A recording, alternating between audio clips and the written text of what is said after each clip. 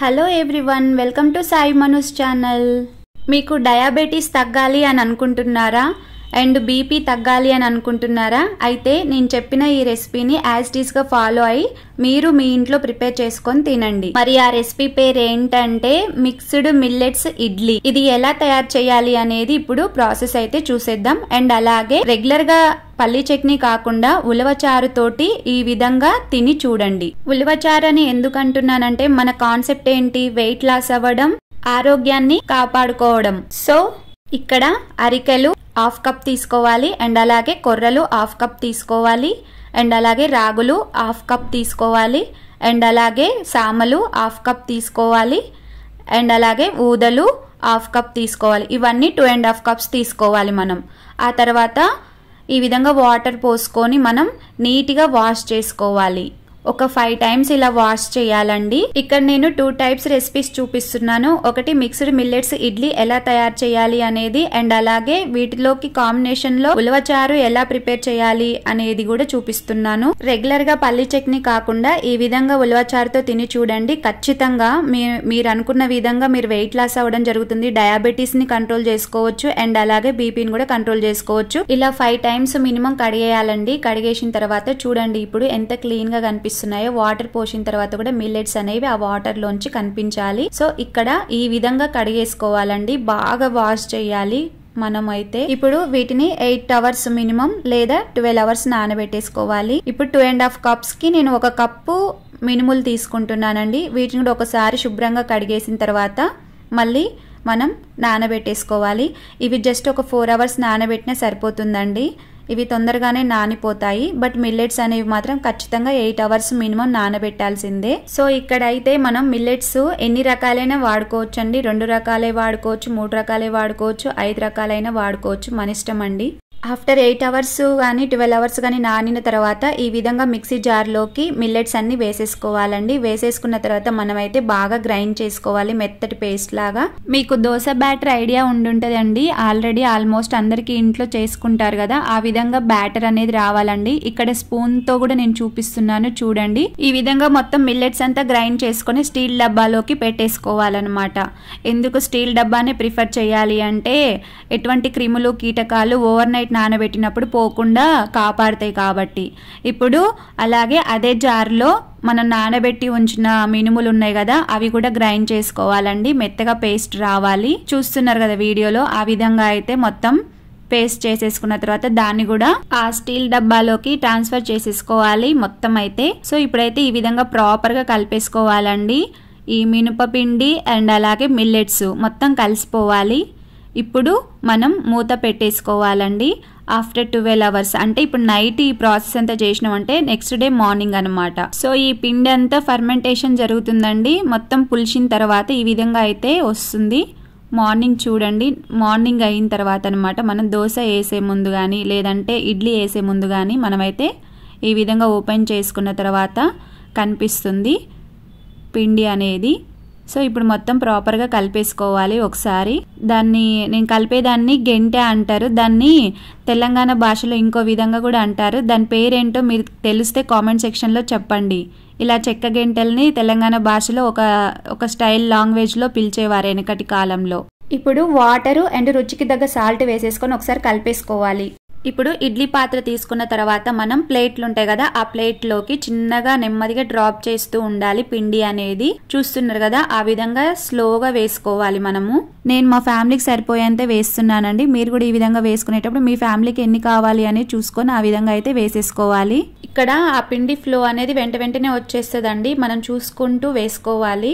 ఆ గుంటలాగా ఉంది కదా, ఆ గుంటలలో చూసుకుంటూ వేసుకోవాలండి. సరిపోయేంత వేసుకోవాలి.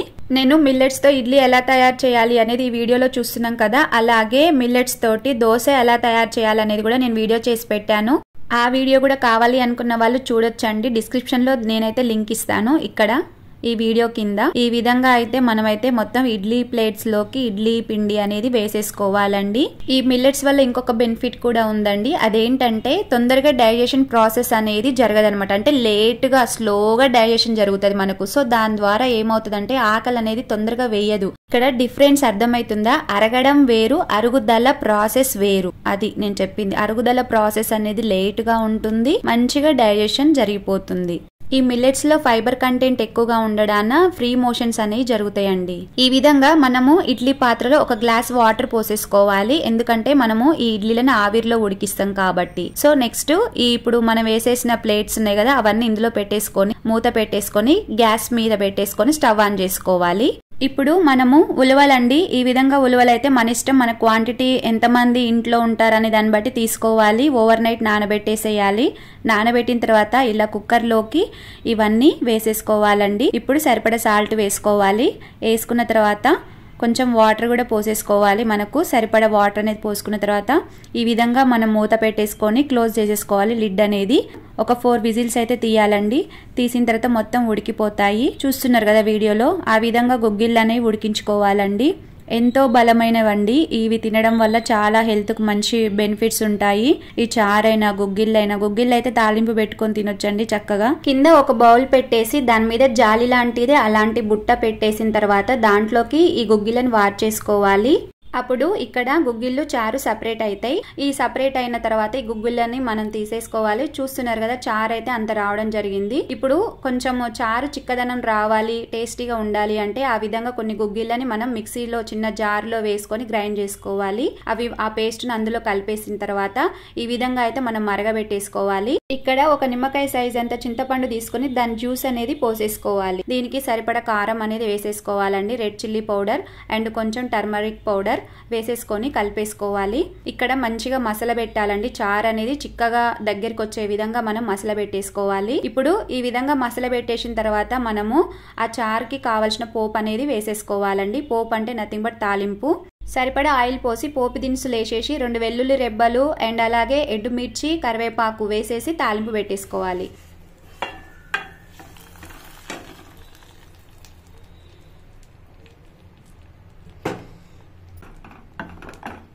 అయిపోయిందండి ఉలవచారు ప్రిపరేషన్ అనేది. ఇంతే అండి, చాలా సింపుల్ గా చేసేసుకోవచ్చు.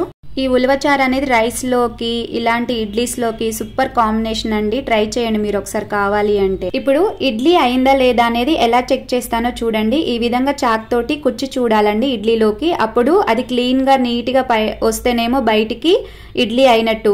కొంచెము కాలేదన్నా కూడా పిండి అంటుకొని వస్తుందండి చాకుకి. దాన్ని బట్టే మనం అర్థం చేసుకోవచ్చండి ఇడ్లీ అయిందా లేదా అనేది. ఇది బండ గుర్తు. మీరు కూడా ఈ విధంగానే చేసేటప్పుడు చెక్ చేసుకోండి ఇడ్లీ అయిందా లేదా అని చూసుకోవడానికి.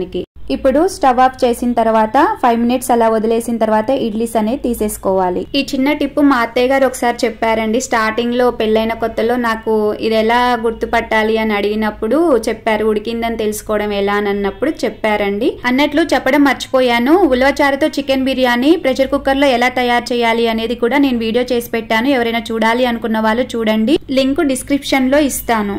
మిక్స్డ్ మిల్లెట్స్ ఇడ్లీ అనేది తయారు చేయడం అయితే జరిగింది. చూడండి ఇక్కడ ఎంత సాఫ్ట్ గా ఎంత మెత్తగా ఉడికాయో. మెత్తగా స్మూత్ గా ఎలా ఉన్నాయో చూడండి. అది తుంపుతుంటేనే అసలు ఎంత మృదువుగా ఉంది అనేది తెలుస్తుంది.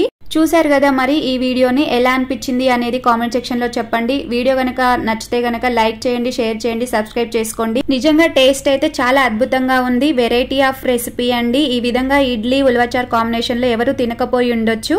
అందుకే నేనైతే ఈ రెసిపీని వీడియో రూపంలో మీ ముందుకు తీసుకొచ్చా. నేను ఇందాక మిమ్మల్ని ఒక క్వశ్చన్ అడిగాను కదా, అదేంటో చెప్తాను ఇప్పుడు. తెలంగాణ భాషలో చెక్క గెంటల్ని తెడ్డు అంటారండి.